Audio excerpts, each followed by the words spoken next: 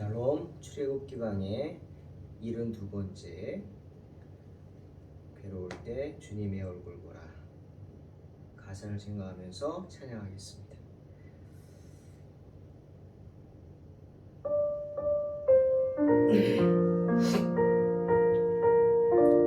힘들고 어려울 때마다 주님을 바라보며 승리하시기 바랍니다.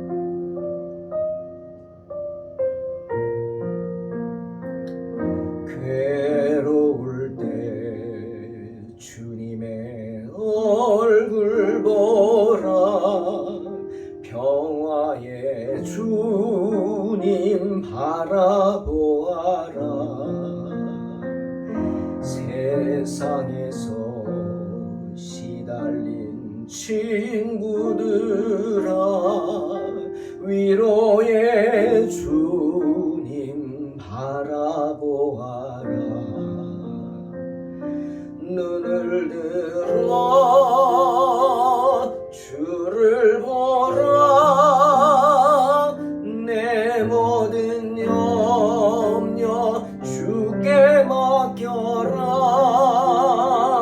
슬플 때에 주님의 얼굴 보라 사랑의 주님 안식 주리라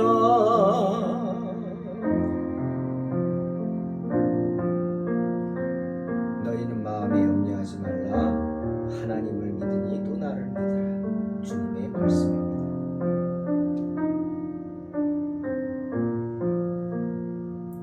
힘이 없고 내 마음 연약할 때 능력의 주님 바라보아라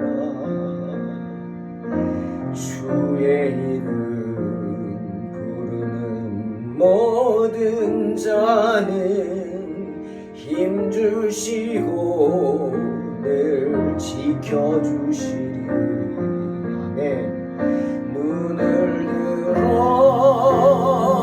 주를 보라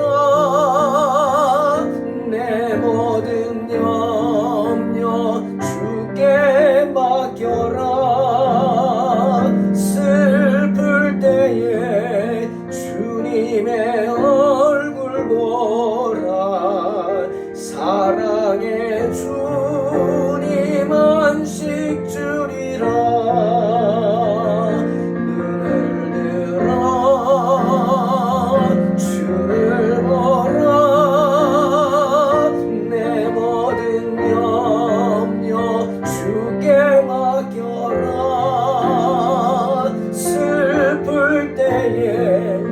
주님의 얼굴 보라 사랑의 주님 안식 주리라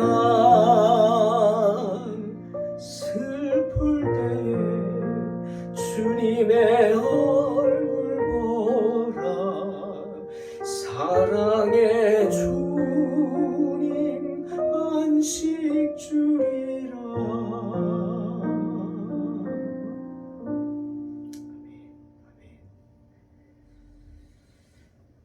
출애굽기 20장 15절로 17절 공독합니다.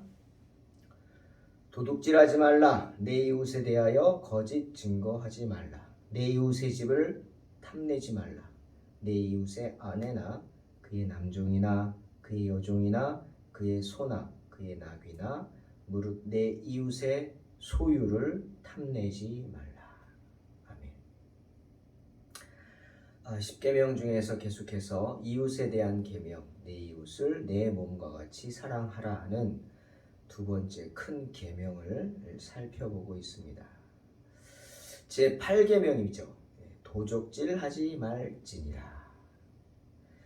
이 말씀은 우리 자신은 물론 우리 이웃의 재산에 관련된 계명입니다.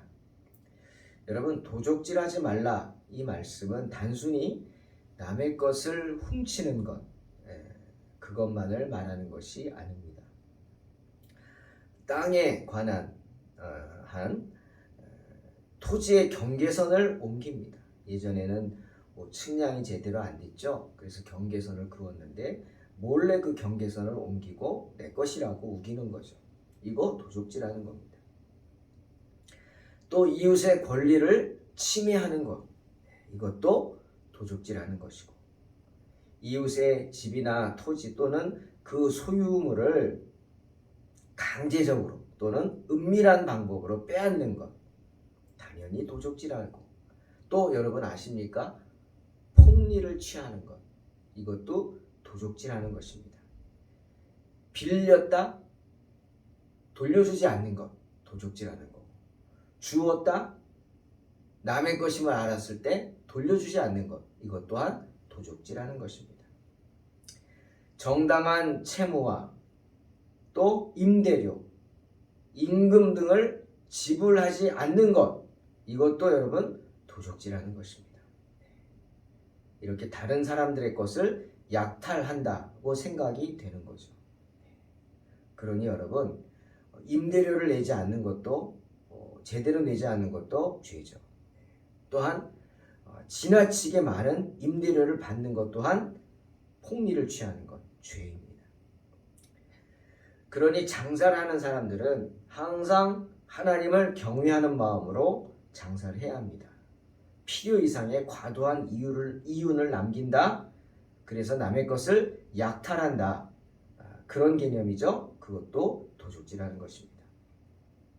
또한 이 계명은 도적질하는 죄 가운데서 가장 악한 죄를 금하고 있습니다. 여러분, 가장 악한 죄가 뭔지 아십니까? 그렇죠. 하나님의 것을 도적질하는 것입니다. 공금이나 세금 또는 종교적인 행사를 위하여 바쳐진 돈을 도적질하는 것. 하나님과 하나님의 나라를 위해 드려져야 하는 것들을 도적질하는 것. 즉 하나님의 것을 도적질하는 것, 큰 죄죠. 또한 유대인들은 이것에 대해서 또 이런 얘기를 합니다. 여러분, 오늘 한번 생각해 보십시오. 낭비하는 것, 죄죠. 그죠? 함부로 버리는 것, 쓸 수 있는데 함부로 버리는 것, 기분이 좀 안 좋다고 함부로 버리고, 야 기분 별로 안 좋은데 좀 바꿔볼까? 뭐 이런 것, 죄라는 거죠. 낭비는 죄입니다.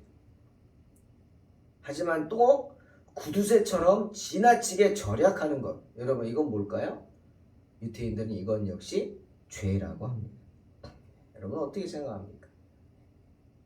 유태인들은 낭비는 물론이지만 구두쇠처럼 지나치게 아낀다고 하는 것. 왜? 이것은 자신을 위해서 아끼는 것이죠.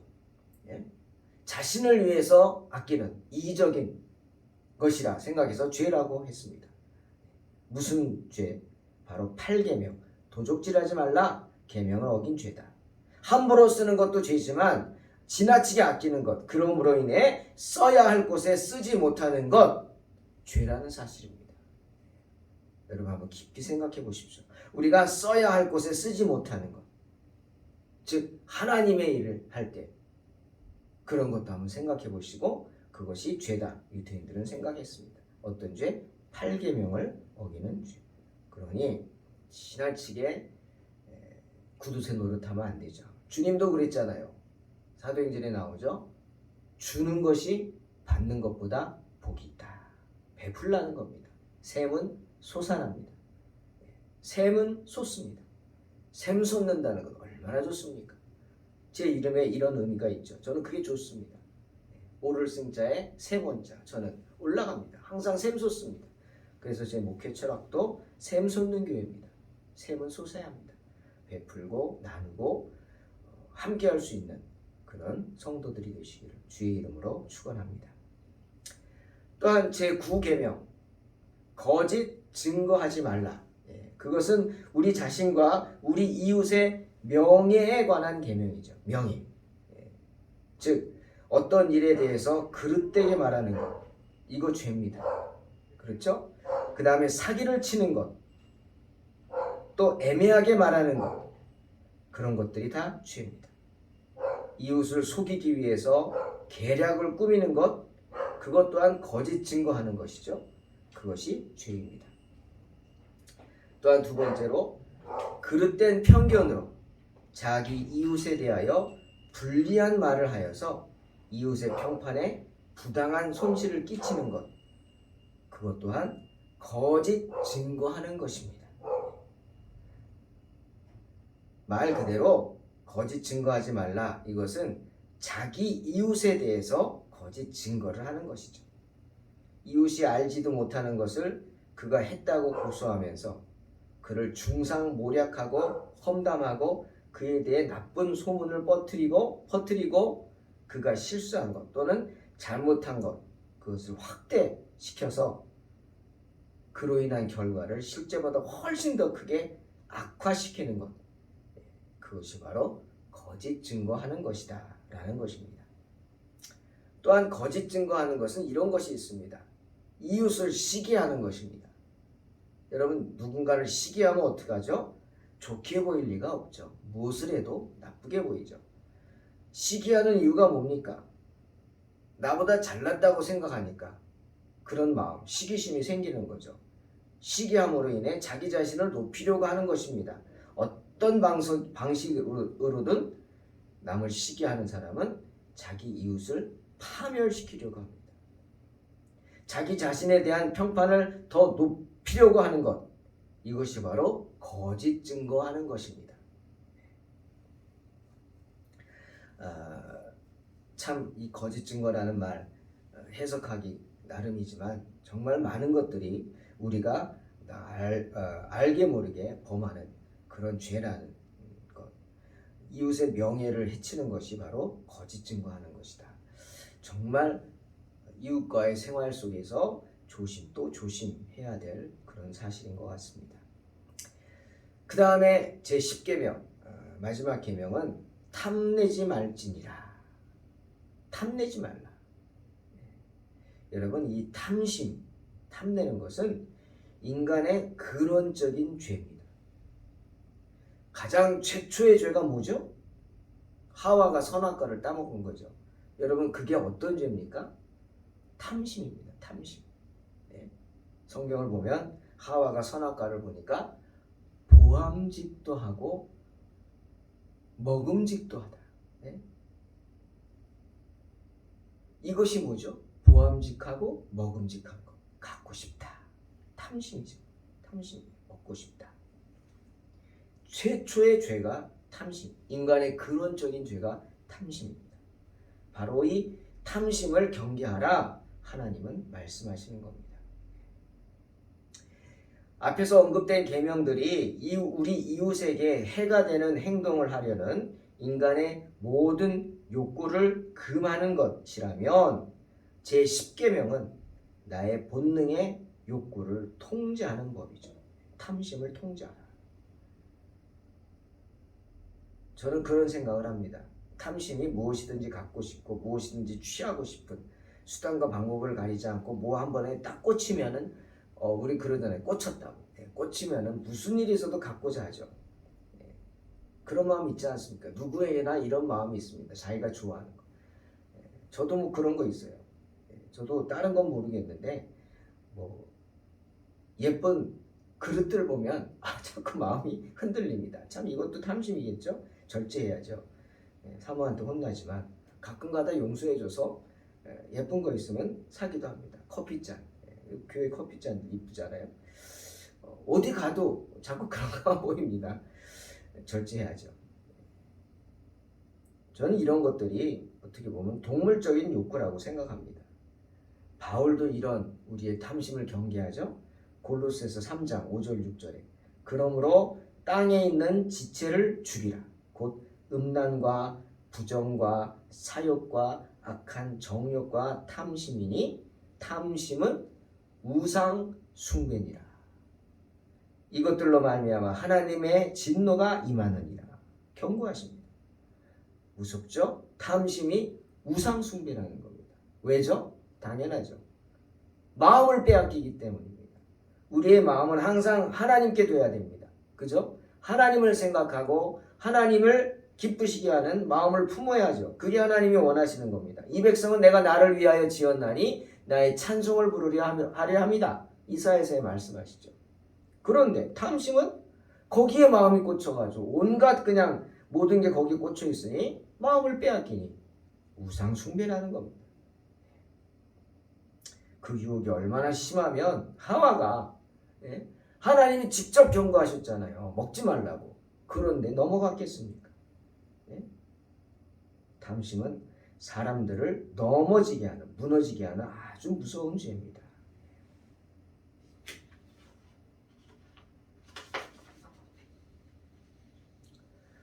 하나님은 탐심을 경계하라고 하시면서 세상에서 우리 자신을 만족시키려고 하는 것들이 있다면, 소유하려고 하는 것들, 그런 부당한 욕심, 부당한 욕구 금하십니다. 그것은 죄의 시작을 끊어버리는 것이기도 합니다. 하와가 탐심을 부리지 않았다면 뱀의 유혹도 없었을 것입니다. 아니, 뱀이 유혹할 생각도 못했죠. 하와를 노려보고 지켜보던 뱀은 하와의 탐심을 이용한 겁니다. 그런데 여러분, 이 탐심은요, 물질에 대한 것만이 아닌 것 같습니다. 물질만 탐하지 않죠, 사람들이. 욕망입니다. 세상의 모든 욕망, 사람도 탐하고, 정욕은 물론이고, 물욕은 물론이고, 권력, 명예. 참 이 권력이 뭔지, 잘못된 믿음을 가지고 잘못된 열심으로 주님의 제자들을 잡기에 혈안이 되어 있던 사울, 이게 권력욕이죠. 또한 잘못된 영적인 욕심입니다.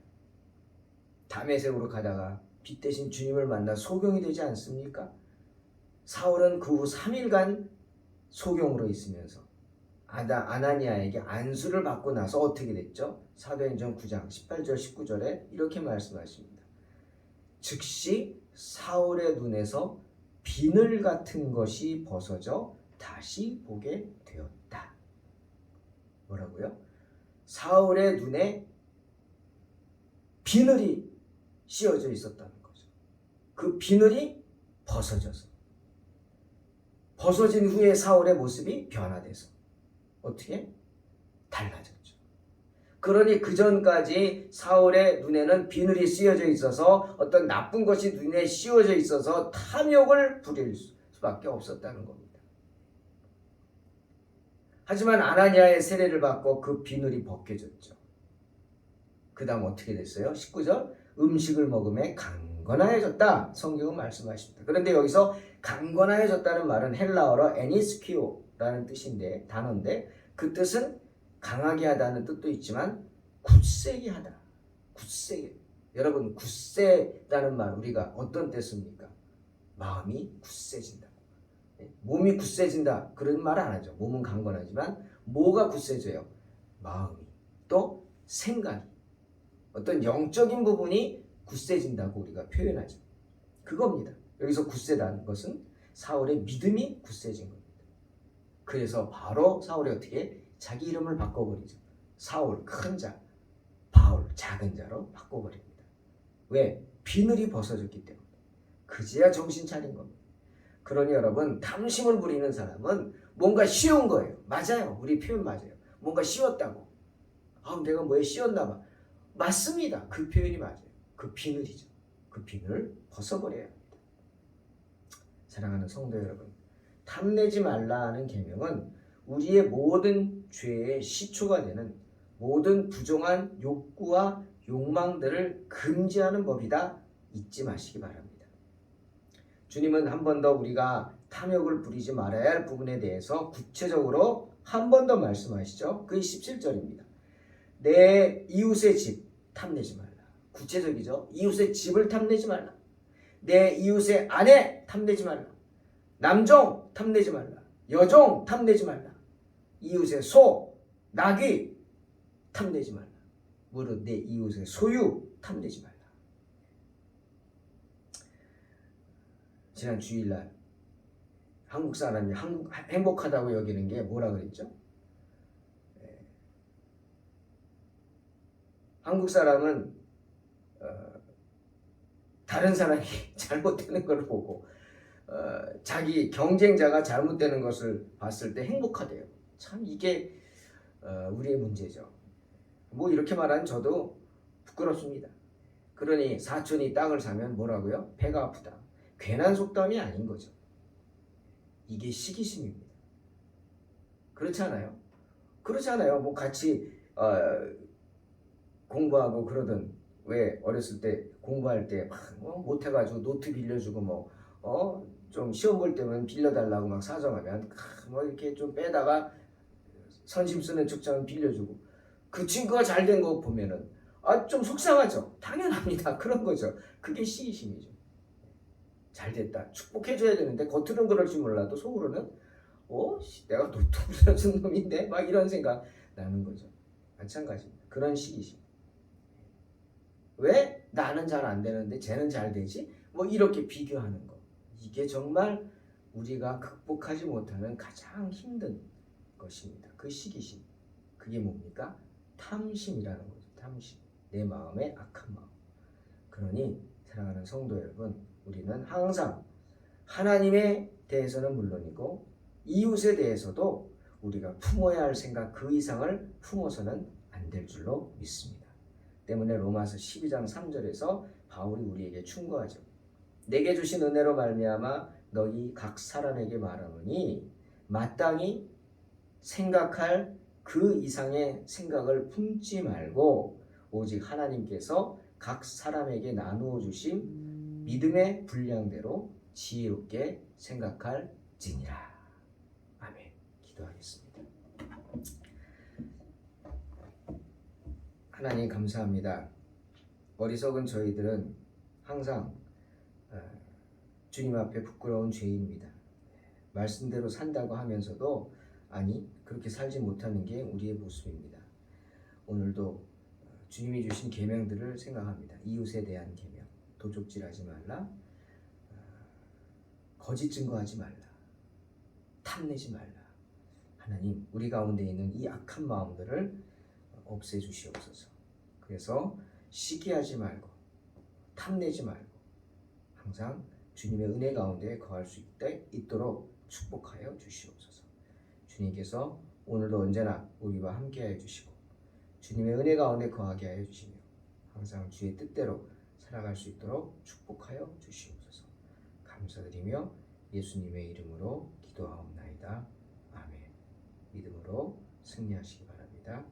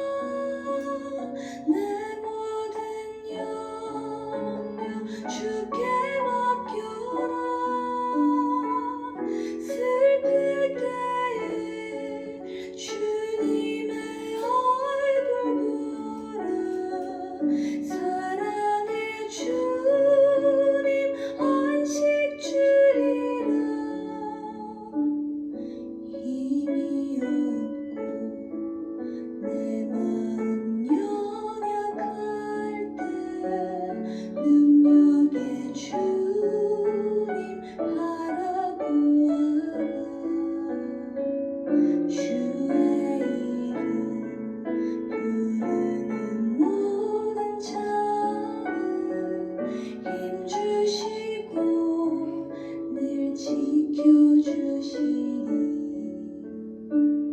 눈을